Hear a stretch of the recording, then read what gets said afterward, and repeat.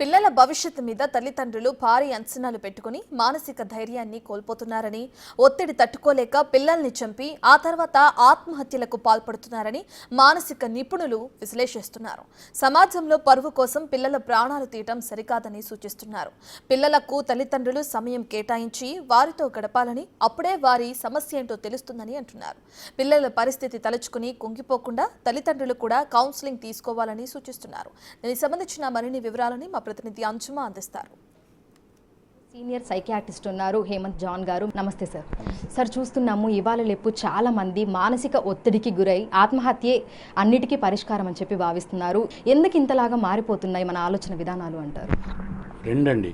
ఒకటేమో ఇన్ఫర్మేషన్, విపరీతమైన information Google search ద్వారా, మీడియా ద్వారా మనకు రకరకాల ఇన్ఫర్మేషన్ రావడంతో two much of information is too bad అన్నట్టుగా అయ్యో ఇది అయిపోతాయని ఊహించుకోవటం. దానివల్ల ఇప్పుడు యూఎస్లో రకరకాల టారిఫ్స్ వల్ల ఇబ్బందులు అవుతున్నాయి, ఇప్పుడు వేరే దేశాలకు పోలేమన్నట్టు సిచ్యువేషన్ ఏర్పడుతూ ఉంటే ఆ న్యూస్ చదివేసి రేపటి రోజు నేను పోను కదా, కళ్ళలు కన్నవాడు నేను రేపటి రోజు అమెరికాకి వెళ్ళిపోతా, యూకేకి వెళ్ళిపోతా, కెనడాకి వెళ్ళిపోతా అన్నవాడు భయపడతా ఉంటాడు పోలేను అని.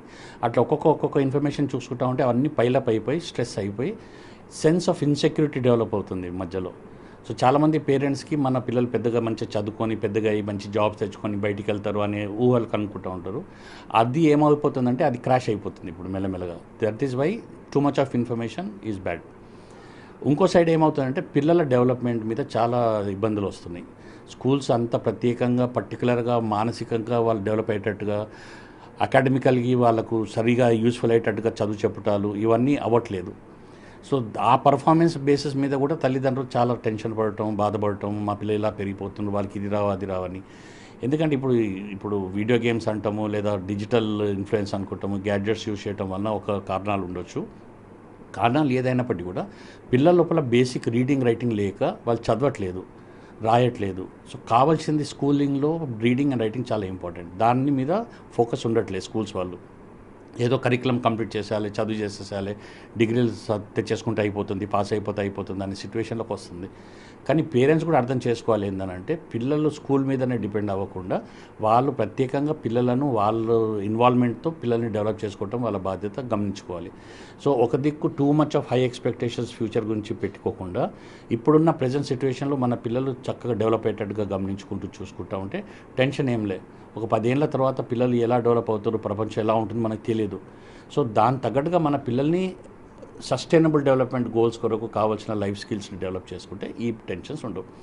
బహుశా ఇప్పుడు అయిన ఇన్సిడెంట్లో తండ్రికి ఆ టెన్షన్ బాగా ఉండిండొచ్చు. ఎందుకంటే ఆయన middle class family, well working జాబ్లో ఉన్నారు, ఫైనాన్షియల్లీ కూడా వాళ్ళు సౌండ్గానే ఉన్నారని తెలిసింది.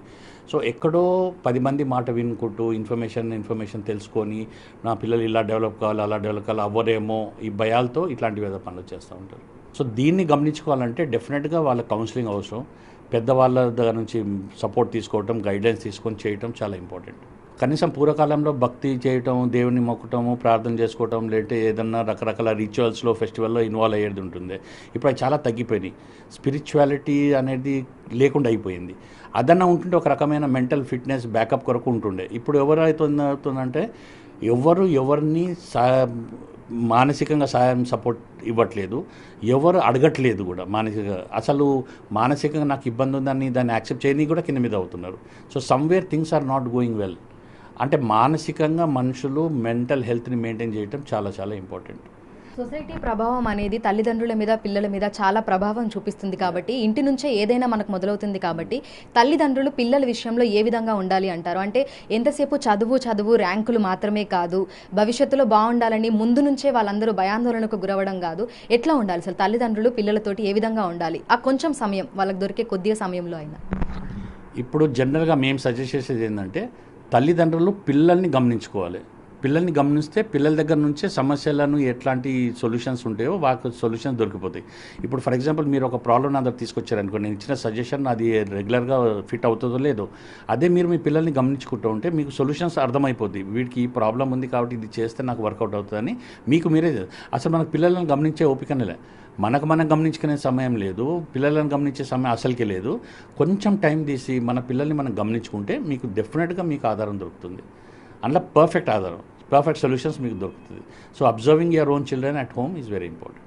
సో తల్లిదండ్రులకు కూడా మానసికంగా ఆ ధైర్యం అనేది కూడా రావాలి కదా సార్. అంటే చిన్న చిన్న వాటికి వాళ్ళు కూడా ఒత్తిడికి గురైపోయి ఇట్లాంటి పెద్ద పెద్ద నిర్ణయాలు తీసుకొని వాళ్ళ ప్రాణాలను వాళ్ళే తీసేసుకుంటున్నారు. సో తల్లిదండ్రుల్లో మానసికంగా వాళ్ళు ఎంత స్ట్రాంగ్ ఉండాలి అంటారు? స్ట్రాంగ్ ఉండడానికి ఏం చేయాలి అంటారు?